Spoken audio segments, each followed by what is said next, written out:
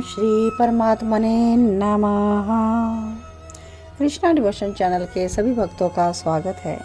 हम सभी श्रीमद् भागवत महापुराण की कथा श्रवण कर रहे थे और आज हम इसके अंतिम स्वरूप यानी श्रीमद् भागवत कथा के अंतिम स्कंद के अंतिम अध्याय में पहुंच चुके हैं और यह बहुत ही महत्वपूर्ण है। इसमें बताया गया है कि श्रीमद् भागवत का क्या स्वरूप है, श्रोता और वक्ता के क्या लक्षण होने चाहिए और श्रवण विधि बताई गई है जो कि सबको जरूर ही मालूम होनी चाहिए। तो आइए प्रेम पूर्वक आज की कथा का इति करते हुए आज की कथा को स्टार्ट करते हैं। सच्चिदानंद रूपाय विश्वाउत्पत्ति आदि हेतवा तापत्रय विनाशाय श्री कृष्णं वयं नमः। श्रीमद् भागवत महापुराण की जय हो। श्रीमद् भागवत का स्वरूप एक ही है, श्री सच्चिदानंदमय, जो कि भगवान श्री कृष्ण का ही रूप है। भगवान श्री कृष्ण के रूप माधुर्य में जिन भक्तों की लगन लगी है, उन भावुक भक्तों के हृदय में जो भगवान श्री कृष्ण के माधुर्य भाव को प्रकट करता है और उनके माधुर्य रस का आस्वादन कराने वाला वचन है, वही श्रीमद् भागवत है। श्रीमद् भागवत अनंत अक्षर स्वरूप है। इस ग्रंथ की श्लोक संख्या जरूर 18,000 है, लेकिन इस भव सागर में अनंत दुखों और मोह बंधनों में पड़कर जो डूब रहे हैं, उतर रहे हैं, उनके लिए यही श्रीमद् भागवत नौका के समान सर्वोत्तम सहारा है। जय हो। आइए अब जानते हैं कि श्रीमद् भागवत कथा के श्रोता किस प्रकार के होने चाहिए और वक्ता कैसे होने चाहिए, उनके क्या लक्षण हैं। भगवान श्री कृष्ण की इस कथा का आश्रय लेने वाले श्रोताओं का वर्ग दो प्रकार का है।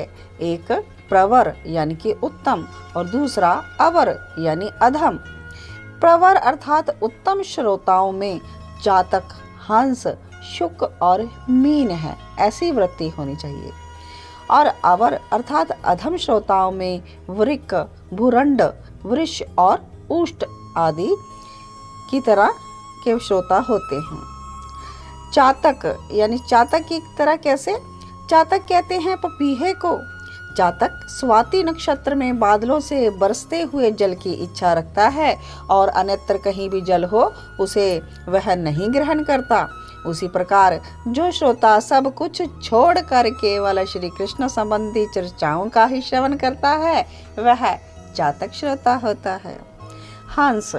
हंस पक्षी दूध में से जल को अलग कर देता है, केवल दूध का ही पान करता है। उसी प्रकार जो श्रोता अनेक शास्त्रों का श्रवण करके भी उसमें से सिर्फ सार तत्व को ही ग्रहण करता है, उसे हंस श्रोता कहते हैं। शुक की उदाहरण दी गई है। शुक अर्थात तोता, भली भांति पढ़ाया जाने वाला पर अपनी मधुर वाणी से अपने पास आने वाले लोगों का मन मोह लेता है।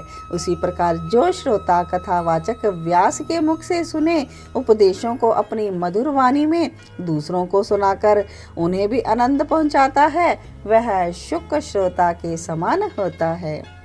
मीन की उदाहरण दी गई है। मीन अर्थात मछली क्षीर सागर में मौन रहकर अपलक अपनी आंखों से देखती हुई सदैव दूध का ही पान करती है। जो श्रोता उस मछली की भांति निर्निमेष नेत्रों से कथावाचक तो देखते रहते हैं, लेकिन कथा के रस का पान करते हैं, मुंह से एक शब्द नहीं बोलते, ऐसे श्रोताओं को मीन कहते हैं। अब आगे अधम श्रोताओं के बारे में जानते हैं। वृक भेड़ियों को कहते हैं। भेड़िया जैसे वन के भीतर वंशी की मधुर धुन सुनने वाले मृगों को अपनी कर्कश आवाज से भयभीत कर देता है, वैसे ही कथा श्रवण के समय रसिक श्रोताओं की एकाग्रता को मूर्ख श्रोता बीच बीच में बोलकर भंग कर देते हैं। ऐसे श्रोताओं को वृक कहा जाता है। हिमालय के शिखर पर भूरंड नाम का एक पक्षी पाया जाता है। वह किसी के उपदेशों को सुनकर अपनी ही बोली में ज्यों का त्यों बोल दिया करता है। किंतु स्वयं उस उपदेशों का लाभ नहीं उठा पाता। इसी प्रकार जो श्रोता उपदेशों को सुनकर दूसरों को तो बताता है, पर स्वयं उन पर कभी आचरण ही नहीं करता, ऐसे श्रोता को भुरंड कहते हैं। वृष अर्थात बैल की आदत होती है, उसके सामने यदि मीठे अंगूर भी रख दिए जाएं, तो भी कड़वी खली भी, तो वह दोनों को एक सा मानकर जुगाली ही करता रहता है। इसी प्रकार जो श्रोता सुने हुए उपदेशों अथवा बातों में से सार को असार को अलग नहीं कर पाता, अपनी विवेक बुद्धि का प्रयोग नहीं करता, वह वृष कहलाता है। उष्ट यानी ऊंट की प्रवृत्ति वाले श्रोता, वह आम के मीठे रस को छोड़कर नीम की पत्तियां चबाना पसंद करता है। वैसे ही जो श्रोता भगवान की मधुर वाणी, उनकी माधुर्य कथा लीला को छोड़कर उसके विपरीत संसारी बातों में जाकर रम जाते हैं, उन्हीं में रस लेते हैं, उन्हें उष्ट कहा जाता है। इन भेदों में अतिरिक्त भी और भी हैं, जैसे भ्रमर और गधा आदि बहुत से भेद श्रोताओं के किए गए हैं। भ्रमर सदैव रसपान ही करता है, उसे भगवान की लीला कथाओं में रस मिलता है, ऐसे भ्रमर श्रोता भी उत्तम होते हैं। दूसरी ओर गधे के समान मूर्ख श्रोता मात्र दिखावे के लिए ऐसी लीला कथाओं के उत्सव में भाग लेने जाते हैं। वे भक्तों में बैठ जाते हैं लेकिन सो जाते हैं, या फिर इधर उधर घूमते हैं या बातें करते रहते हैं। ऐसे श्रोता अधम श्रेणी में आते हैं। श्रीमद् भागवत का सेवन 4 प्रकार से होता है: सात्विक, राजसिक, तामसिक और निर्गुण। जिसमें कथा का श्रवण आराम से रस का पूरा आनंद लेते हुए किया जाता है, वह सात्विक आस्वादन है। जिसमें यज्ञ की भांति तैयारी तो की जाती है, बहुत सी पूजा सामग्री के साथ 7 दिनों में पूरी तैयारी के साथ श्रीमद् भागवत का पाठ किया जाता है, उसमें श्रोता को राजसिक सेवन प्राप्त होता है। जिसमें कथा का श्रवण बीच बीच में रुक रुक कर किया जाए, अर्थात कभी सुन लिया, कभी छोड़ दिया, कभी याद आने पर फिर सुन लिया, ऐसे श्रवण में श्रद्धा नहीं होती, ऐसा सेवन तामसिक कहलाता है। ना सुनने से तो फिर भी यह अच्छा है। जब वर्ष, माह और समय के नियम का आग्रह छोड़कर सदैव ही पूर्ण श्रद्धा और प्रेम से तथा पूर्ण भक्ति भाव से श्रीमद् भागवत का सेवन किया जाता है, तब उसे निर्गुण सेवन माना जाता है। राजा परीक्षित और श्री सुखदेव जी के मध्य जो संवाद हुआ, श्रीमद् भागवत का प्रवचन हुआ, वह इसी प्रकार निर्गुण का सेवन था। सप्ताह नियम से श्रीमद् भागवत का पूरा आनंद नहीं लिया जा सकता। भारतवर्ष से बाहर श्रीमद् भागवत का सेवन समय और रुचि के अनुसार ही करना चाहिए। इसके सेवन से लाभ ही लाभ होता है, इसमें कोई हानि नहीं। श्रीमद् भागवत तो वह धन है जिसे पाने के उपरांत तो मोक्ष की कामना भी नहीं रहती। संसार के रोगों से मुक्ति चाहने वालों के लिए तो श्री कृष्ण की लीलाओं का श्रवण मनन सर्वाधिक उत्तम औषधि है। कलयुग में तो इसका नित्य श्रद्धा पूर्वक सेवन करना चाहिए। संसारिक सुखों की चाह रखने वालों के लिए श्रीमद् भागवत कथा का श्रवण परम आनंद, सुख, शांति और धन धान्य से जीवन कोश भरने वाला है।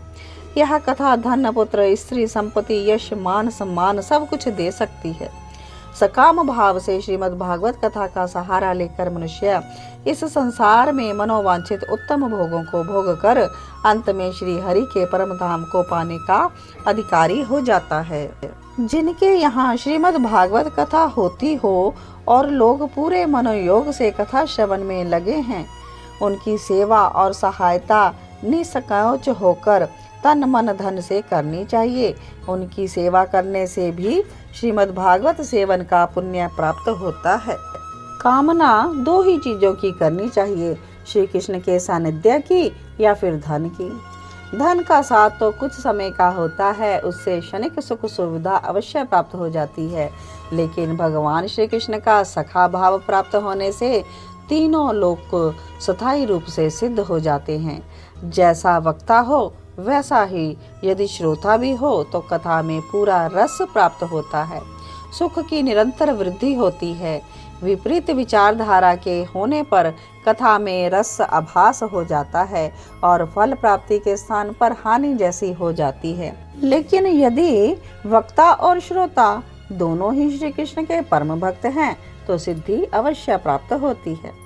श्रीमद् भागवत कथा के पारायण में यदि अनजाने में कोई कमी रह जाए किंतु हृदय में पूरा प्रेम भाव और श्रद्धा हो तो विधि विधान की कोई आवश्यकता ही नहीं। भगवान श्री कृष्ण तो प्रेम के भूखे हैं। आपके धन धान्य की उन्हें कोई आवश्यकता नहीं। वे तो स्वयं श्री लक्ष्मी के स्वामी हैं। उन्हें हम दे ही क्या सकते हैं। हमारे पास जो कुछ भी है सब उन्हीं का तो दिया है।